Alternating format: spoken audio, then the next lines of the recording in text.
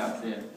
Sarò molto breve perché col passare del tempo l'attenzione è difficile da mantenere.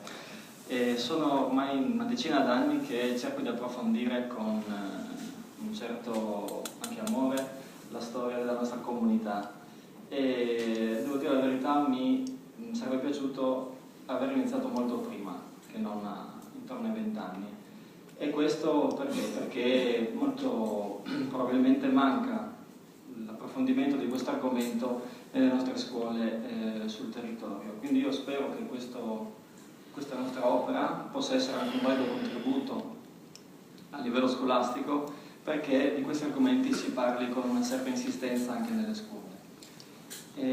Io lascio alla lettura della storia illustrata l'approfondimento degli argomenti che ho trattato, che riguardano essenzialmente la struttura dell'autogoverno locale a livello amministrativo e giudiziario e una serie di atti con i quali si evince l'antichità e l'approfondimento di questi strumenti di autogoverno. Io volevo in questi pochi minuti solo richiamare l'attenzione su un documento che risale al 1850 e che, una volta che lo si legge, si capisce come rappresenti un riassunto molto chiaro della nostra storia.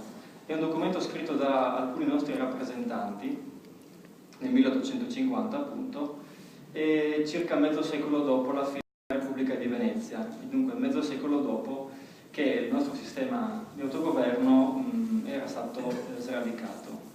E questo documento, noto come Umile Ricorso, era stato indirizzato all'imperatore d'Austria, Francesco Giuseppe I, perché all'epoca la nostra comunità era sotto la sovranità dell'impero austriaco. E questo documento cosa avanza innanzitutto? Avanzava la richiesta di una giudicatura locale propria, cioè una forma di autonomia. Ma più che questo, l'importanza di questo documento sta nel percorrere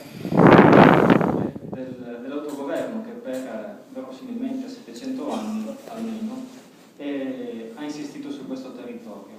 E vengono citati i vari atti, ad esempio, con i quali la Repubblica di Venezia aveva riconosciuto e confermato nel corso dei secoli il peculiare regime amministrativo e giudiziario della Slavia, ma non solo, anche la sua peculiare identità.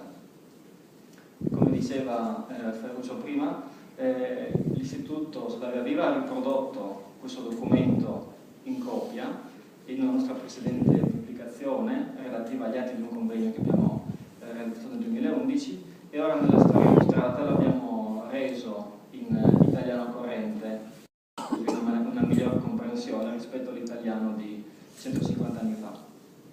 Io mi sento di aggiungere ancora questo, ovvero che come bisognerebbe avere una copia della Costituzione italiana nelle nostre case, bisognerebbe avere anche una copia di questo umile ricorso, quantomeno a memoria dell'impegno che i nostri avi hanno sempre profuso per mantenere e per mandare nel futuro la storia, la cultura e la salvaguardia della nostra terra.